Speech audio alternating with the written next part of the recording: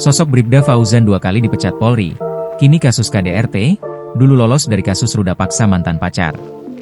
Kasus Bribda Fauzan kembali menyita perhatian publik setelah Polda Sulawesi Selatan menjatuhkan sanksi pemberhentian tidak dengan hormat, PTDH, untuk kedua kalinya.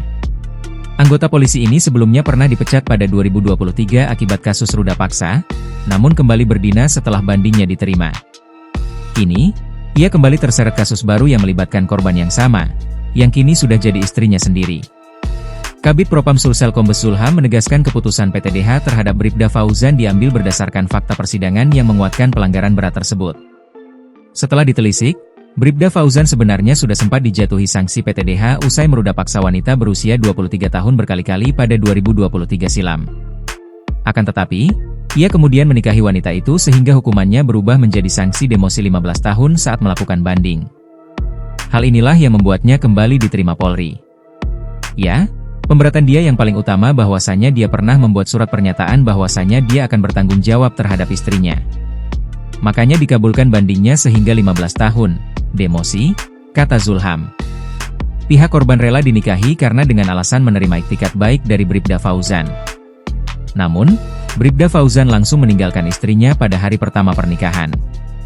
Dia mengingkari isi perjanjian itu, kemudian dia mengulangi perbuatan untuk menelantarkan istrinya, kemudian tidak memberikan nafkah lahir dan batin.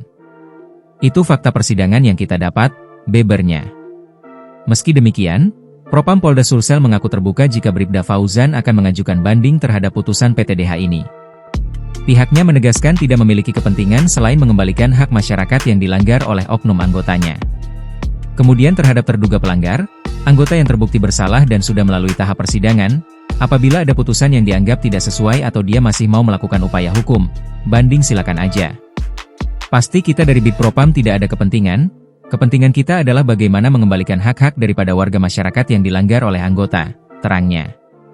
Bribda Fauzan ditetapkan sebagai tersangka pada Juli 2025 lalu. Dia dijerat pasal 9 ayat 1 Yungto pasal 49 dan pasal 5 huruf B Yungto pasal 45 terkait penelantaran terhadap lingkup rumah tangga dan kekerasan psikis yang dilakukan dalam lingkup rumah tangga.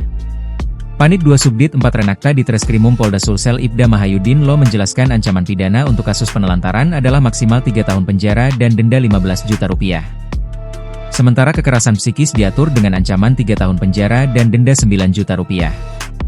Mahayudin menuturkan dugaan penelantaran tersebut terjadi sejak Bribda Fauzan menikah dengan korban pada Desember 2023. Korban kemudian melaporkan Bribda Fauzan ke polisi pada Juli 2024. Dari range waktu itu terjadi penelantaran oleh dirinya hingga korban melaporkan di sini.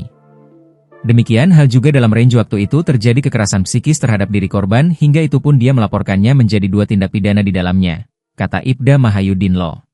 Download Tribun X sekarang, menghadirkan lokal menjadi Indonesia.